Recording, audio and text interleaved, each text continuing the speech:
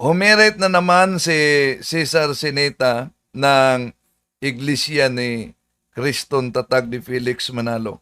At alam nyo ba na batay sa kanilang tuligsa sa Iglesia ni Manalo, ang pag-antanda ng krus umano ay aral ng demonyo.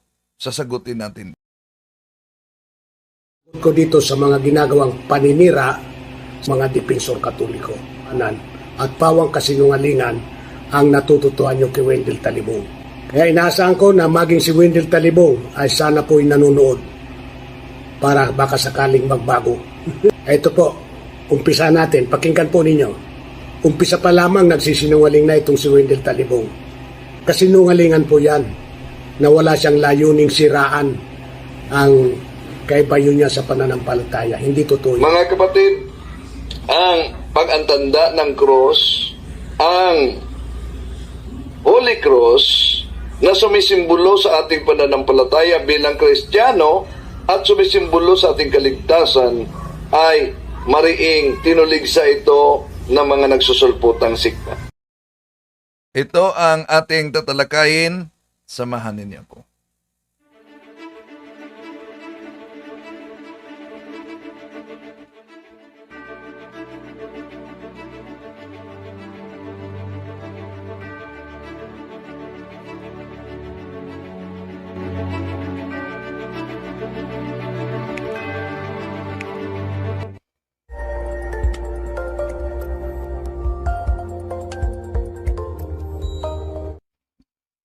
Kumusta sa lahat nating mga kapatid na sumusubaybay sa ating live streaming?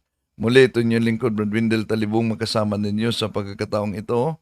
At welcome sa lahat nating mga kapatid na sumusubaybay, katoliko man at hindi katoliko.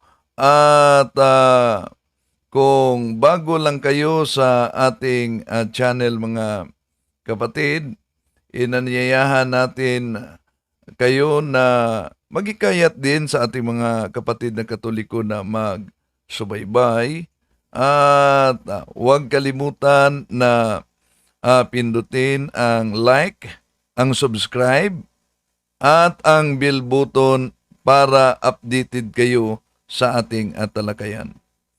Isa sa paulit-ulit na tuligsa nitong kaanib sa Iglesia ni Manalo, matagal na ito ang paulit-ulit na tuligsa. Pero sinagot natin dahil baka maraming maguyo sa mga propaganda nito. At dahil nilangaw naman yung tuligsa niya sa kanyang channel, abay, binago na naman niya. May pasayaw-sayaw na siya ngayon.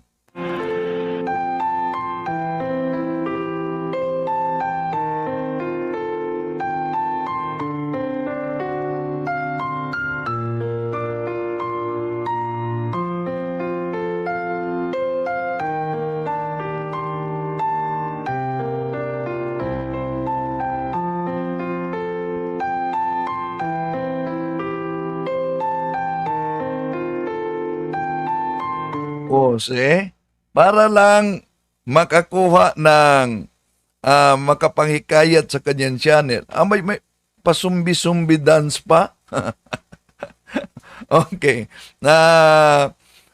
Buksan muna natin mga kapatid sa pamamagitan ng panalangin ni Father Bing Arellano ng Twin Hearts, sang exorcist. In the name of the Father, and of the Son, and of the Holy Spirit. Amen. Come, Holy Spirit, fill the hearts of your faithful, and enkindle in them the fire of your love. Send forth your Holy Spirit, and they shall be created, and thou shalt renew the face of the earth. O God, you've instructed the hearts of the faithful by the light of the Holy Spirit. Grant that through the same Holy Spirit we may always be truly wise, rejoice in His consolation, to the same Christ our Lord. Amen. Hail Mary, full of grace, the Lord is with thee. Blessed art thou among women, and blessed is the fruit of thy womb, Jesus. Holy Mary, Mother of God, pray for us sinners, now and at the hour of our death. Amen. Mary, help of Christians, pray for us. In the name of the Father, the Son, the Holy Spirit. Amen. Ngayon, nakita niyo man yung zombie dance ni Tatang Sinita dahil kahit matagal na siya, unang-una pa siya sa channel ko, no? At grabe ng tuligsa sa pananampalataya ng Simbahang Katoliko, kaya sinagot natin. Pero dahil nilangaw kasi, abay, may pasayaw-sayaw na siya ngayon. Promote pa natin yung kaniyang pasayaw-sayaw. Ha? Ngayon sasagutin natin mga kapatid.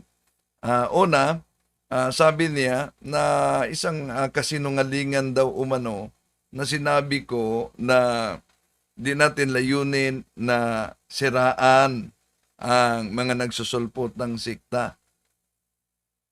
Dahil ang ginawa umano natin ay paninira. Di po ba? Kung yun ang kanyang argumento, bay, tatamaan ang kanyang mga ministro. Sa simula pa lang, yung mga ministro nila ay sinasabing, di namin layuning siraan ang pananampalataya. Ngunit, di ito makapangaral kung hindi magtuligsa sa pananampalatayang Katoliko. Pansinin niyo anong sinabi ni Sandoval. Di ikaliligtas ang pananatili po sa loob ng simbahang Katoliko. See? Di raw umano ikakaligtas ang pananatili sa simbahang Katoliko. Kaya, sinagot natin itong argumento nila mga kapatid. Tandaan natin na si Sinita, may hamon siya na debate diyan umano sa Maynila. No. At nang tinanggap natin ang hamon niya, ang sagot niya, Sinasagot ko rin po dito ang mga naninira sa Iglesia ni Cristo. Subalit ngayon po, wala nang dapat akong sagutin pa sa paninira nitong grupo ni Talibong, itong nagpapanggap na mga depensor Katoliko raw. Naghahanap buhay lang po ito. Napapansin ko na nagagamit na lang tayo sa kanilang pakinabang, sa kanilang hanap buhay. kung iyon ang argumento niya na naghanap buhay lang at nagagamit na, bakit ikaw ang unang kumuha sa video namin at pinutol-putol mo pa? Ikaw talaga. At kung sinabi mo yan sa channel mo na ano daw yung sabi niya, pero hindi niya pinaninindigan. Sinasagot ko rin po dito ang mga naninira sa Iglesia ni Cristo. Subalit ngayon po, wala nang dapat akong sagutin pa sa paninira nitong grupo ni Talibong, itong nagpapanggap na mga depensor Katoliko raw. Naghahanap buhay lang po ito. Napapansin ko na nagagamit na lang tayo sa kanilang pakinabang, sa kanilang hanap buhay.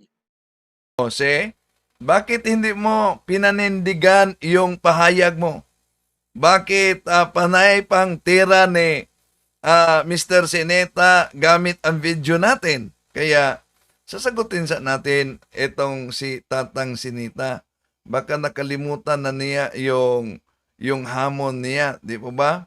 May hamon kasi siya na magsagawa ng debate umano, at nang tinanggap natin ay di na umano niya ako sasagutin dahil nagamit lang umano siya. Naku, ito talaga si Tatang Sinita, napaka-joker.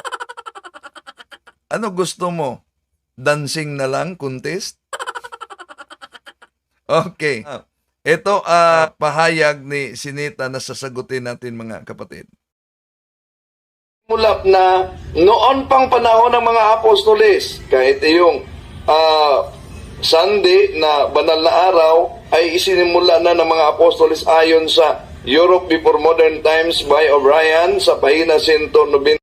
O ginamit niya ang naturang video, pero wala siyang komento dito sa Europe Before Modern Times by O'Brien. Wala siyang komento dito dahil bata yan sa history. Di naman pwedeng sabihin ng Iglesia ni Manalo na tutol kami sa history. Bakit? Alam niyo naman na iba't ibang mga aklat, referensya na nagiging diferensya, ngunit meron lang silang mga aklat Katoliko na pinuputol nila. At pati na si Sineta, mamaya ilalantad natin mga kapatid. Ituloy natin. No? Kinuha niya itong bahagi sa video, pero wala siyang komento kung ang nakasulat sa history na ito na the sign of the cross and the veneration of the martyrs come from the most ancient time. Pakinggan natin siya. 4, the sign of the cross and the veneration of martyrs come from most ancient times. Sunday was kept holy from the time of the apostles. See? So, ang sign of the cross, ginawa na noong panahon pa ng mga apostoles, mga kapatid. Ayan mga kapatid, mga kaibigan, napakinggan ninyo, sa layunin niya, na paniwalaan nyo na ang krus ay mabuti, ayan, nagkwento ng nagkwento, at hindi natin alam kung totoo yan. Bueno, totoo. So, nagkwento na nagkwento, hindi umano niya alam kung totoo ba yan, dapat nag-research ka. Pero, sabi niya, mga kapatid, kung man yan sa hindi, ay walang kabuluhan po yan. Hindi niya kailangan. So, kung totoo man o hindi, walang kabuluhan. Ano po ba yung ginamit natin na history? The sign of the cross and the veneration of the martyrs come from the most ancient time, sa panahon pa ng mga apostol. So, yon ang turo ng mga kaanib sa iglesia ni Felix Manalo na walang kabuluhan. Basta, di sang-ayon sa kanila. Pero, yung mga aral ng Katoliko na para sa kanila may kabuluhan, iyon ang kinopya nila. Bakit? Halimbawa, yung kalendaryo, ang Gregorian calendar. Di po ba, iyon ang sinunod ninyo? Kung walang kabuluhan, dapat mag-imbento kayo ng sarili niyong kalendaryo. Okay, tuloy natin si Tatang Sineta. Man malilinis ang kasamaan ng mga taong nagtatanda ng Santa Cruz. Yan po ay... So, di umano malilinis ang kasamaan ng tao na nagantanda ng cross. Tanong, saan kaya yan mabasa, Mr. Sineta, na ang nagtanda ng cross ay napakasama talaga? O di po ba nag-imbento lang kayo? Dinagdagan ninyo. Wala namang mabasa. Baka nakalimutan nyo, kahit si Mr. Parba, binasa niya na may salin sa Biblia maglagay ng cross sa noo. Okay, tuloy natin. Nakasulat sa Biblia yan. Kahit anong gawin ni Talibong, kahit anong mga kwento pa ang gawin. So nakasulat umano sa Biblia, yung pag-antanda ng cross ay masama. Saan? Hilig talaga mag-imbento. Saan yan, Tatang? Pero nang tinanong saan, sabi niya, hindi na kailangan pa. Pakinggan natin ha. Ano ba talaga itong argumento ni Tatang Sinita? Okay. So, tuloy natin. Ng mga depensor Katoliko ay hindi ninyo malilinis ang kasinungalingan ninyo. Mananatiling masama po talaga ang itinuturo nyong magantanda ng Santa Cruz sa mga Katoliko. So, argumentum contra factum non valid, an argument which is contrary to the fact cannot be accepted. Mr. Sinita, bago ka mag-vlog, Una, dapat pag-isipan mo yung mga sinabi mo. Masama o mano, masama at napakasama yung mag-antanda ng Santa Cruz. Bakit sinabi mong Santa Cruz? Kung masama yan, meron bang Santa? Holy yon, holy. Meron bang holy na masama? Kung ang holy ay masama, sino po ba ang nagtuturo na ang banal ay masama? Natural, alam mo naman kung sino ang kalaban ng mga banal.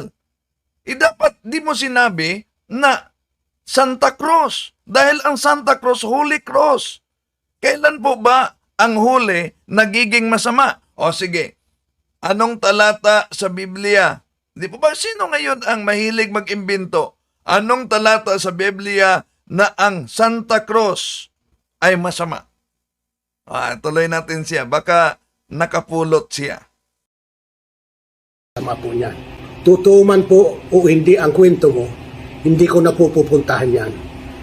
Ang masasabi ko lang po sa inyo, Mr. Totoo man o mano ang kwento, lalo na yung binasa na the sign of the cross, the veneration of the saints, come from the most ancient times, during the time of the apostles. Totoo man o mano o hindi, ayaw na niya umanong kalkalin. Dahil mahirap talaga tuligsain yung katotohanan. Kaya, imbento na lang na walang batayan. Halimbawa, ang Santa Cruz ay masama. Di po ba? Santa, Holy, tapos tatawaging masama?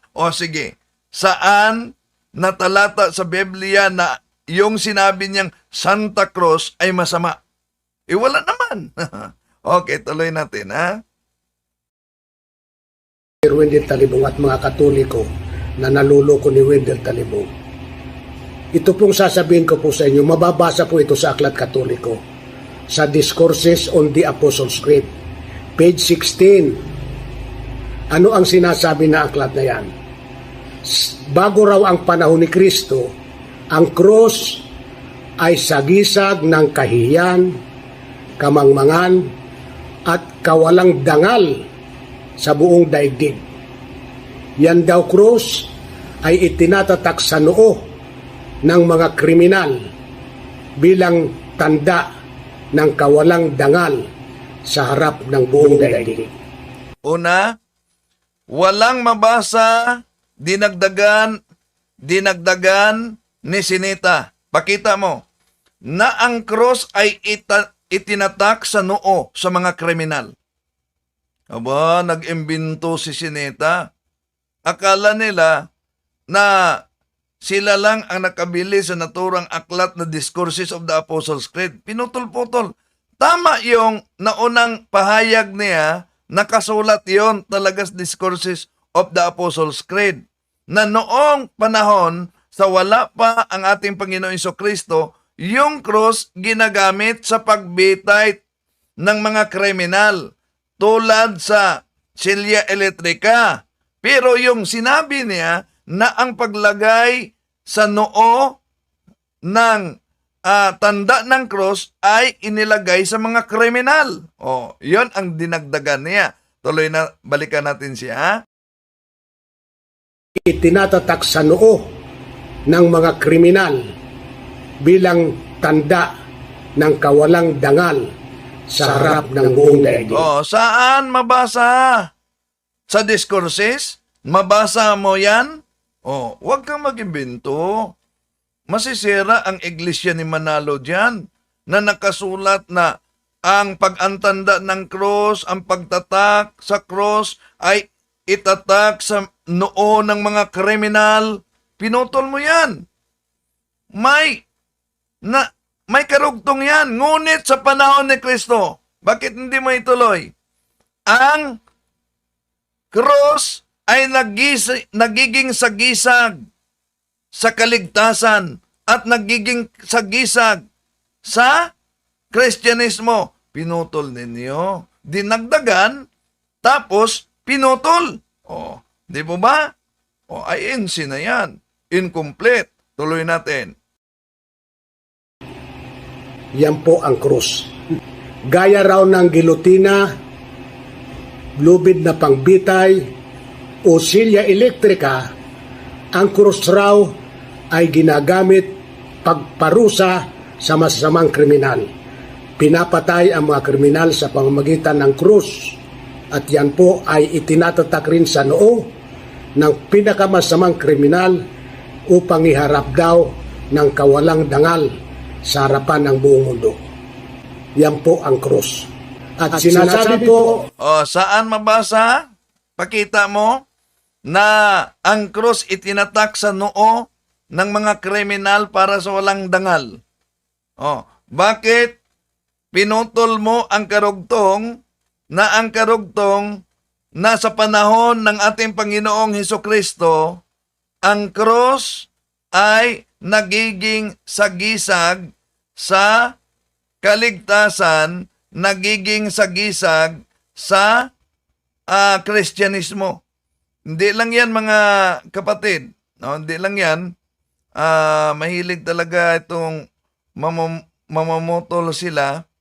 Kung tignan natin ang nakasulat pa sa aklat na dyan. Ito ang pahina 16 kasi yung napaka-paborito nila na binasa. Pero may pinutol diyan, Discourses of the Apostles' Creed, mga kapatid, na gamitin. Bago ang panahon ni Kristo. Yan, tandaan ninyo yon ang kanilang ginagamit. Bago ang panahon ni Kristo, ang cross ay sagisag ng kahihiyan, kamangmangan, at kawalan ng dangal, tulad ng gilotena, lubid na pambitay, o ng selya elektrika. Ito ang kasangkapan sa pagpaparusa sa mga pinakamasamang kriminal. Yon ang nakasulat. Nakasulat yan. Pero may pinutol. Dinagdagan ni Sineta na ang mga kriminal nilagyan sa noo ng cross. Mahilig mag-imbento talaga ito si Lolo Sineta. At di lang yan, mga kapatid, kung ituloy pa natin ang nakasulat sa pinutol nila, ito po ang nakasulat, no? Ito. Satan had no power over the cross, nor over any object, over which the sign of the cross has been traced. It is the Christians' strongest and most powerful weapon against Satan. Yon ang nakasulat na iniwasan nila. Mahilig talagang mamumutol. Kaya, Tatang Sinita, di po ba nauna nang sinabi mo na ayaw mo na akong sagutin dahil bakit di mo pinanindigan yung naunang pahayag mo nito? sinasagot ko rin po dito ang mga naninira sa Iglesia ni Cristo. Subalit ngayon po, wala nang dapat akong sagutin pa sa paninira nitong grupo ni Talibong, itong nagpapanggap na mga depensor katoliko raw. Naghahanap buhay lang po ito. Napapansin ko na nagagamit na lang tayo sa kanilang pakinabang, sa kanilang hanap buhay. Napapansin umano niya na nagagamit siya. Ngayon, sino po ba ang unang nanggamit ng video? At dahil panay ang tuligsa niya, at dahil wala na, nilalangaw yung tuligsa niya, kaya pasayaw-sayaw na lang siya.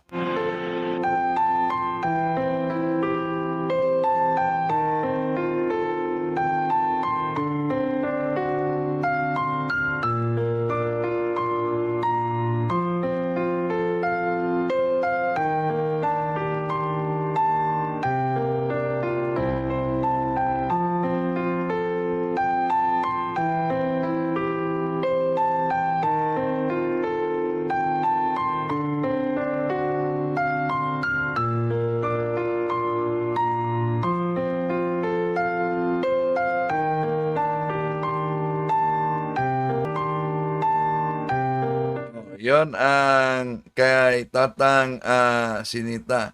To make his message known is our responsibility. So here we are to pledge our lives to the Lord